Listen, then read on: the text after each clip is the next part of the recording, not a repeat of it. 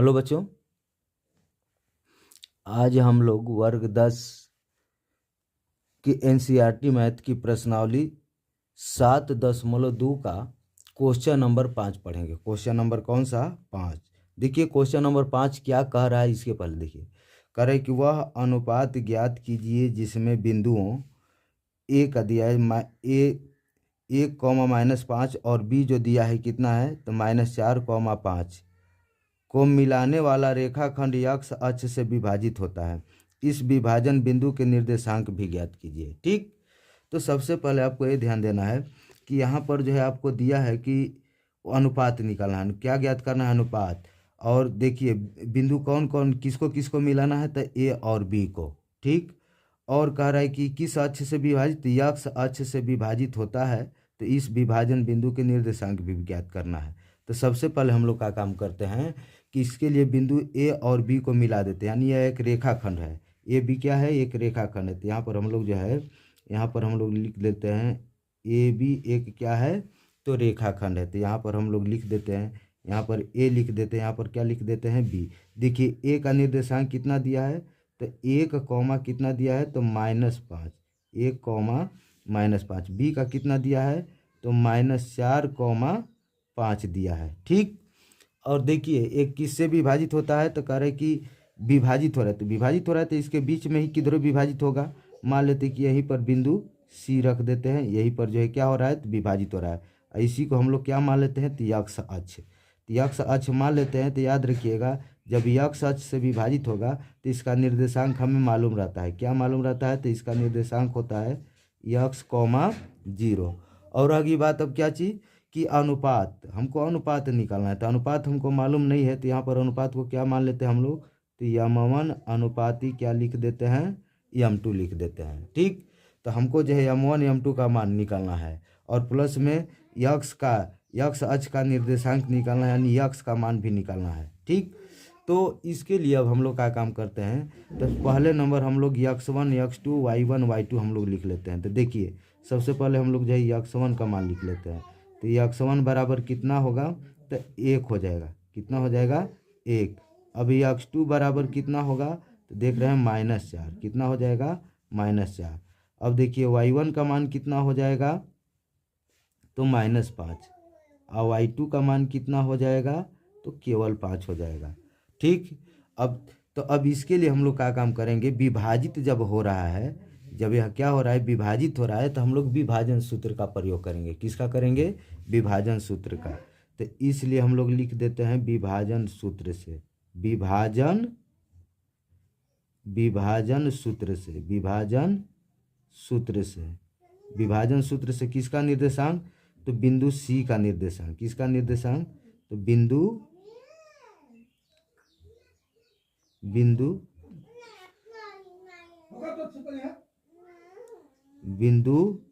सी का निर्देशांक, बिंदु सी का निर्देशांक। देखिए बिंदु सी का निर्देशांक क्या होगा तो सबसे पहले देखिए तो यहाँ पर हो जाएगा निर्देशांक सी का निर्देशांक विभाजन सूत्र से क्या होगा तो पहले हम लोग सूत्र लिख देते हैं यम1 इंटू x2 प्लस यम2 इंटू क्या हो जाएगा तो इंटू हो जाएगा आपका x1 और फिर प्लस एक इसके बटा में हम लोग लिख देते हैं क्या चीज़ तो यम1 प्लस यम2। फिर यहाँ पर हो जाएगा यम1 इंटू y2 प्लस देखिए यम2 गुणे क्या चीज़ तो y1 हो जाता है। अब बटा में क्या हो जाएगा तो यम1 प्लस यम2, इसको जो है ब्रैकेट में रख लेते हैं। ठीक, अब देखिए अब यहाँ पर हम लोग क्या करते हैं कि सी का निर्देशांक, तो सी का निर्देशांक हमको दिया है, कितना दिया है तो यक्स कॉमा 0 है, यक्स कॉमा क्या है 0। अब देखिए यम1, तो यम1 उसी तरह से उतार देते हैं, नहीं मान दिया है। x2 का मान कितना दिया है तो -4, तो यहाँ पर गुणे हम लोग लिख देते हैं कितना तो -4 अब प्लस यम2 और गुणे x1 का मान कितना है तो 1 है, तो यहाँ पर 1 लिख देते हैं। अब बटा में क्या होगा तो यम1 प्लस m2 कॉमा, देखिए अब फिर यहाँ पर m1 है तो m1 और गुणे y2 मांग रहा है तो y2 का मान कितना है तो 5 है, फिर प्लस m2 और गुणे y1 का मान कितना है तो -5 है, तो यहाँ पर हम लोग का लिख देते हैं -5। अब बटा में क्या हो जाएगा m1 प्लस m2। ठीक,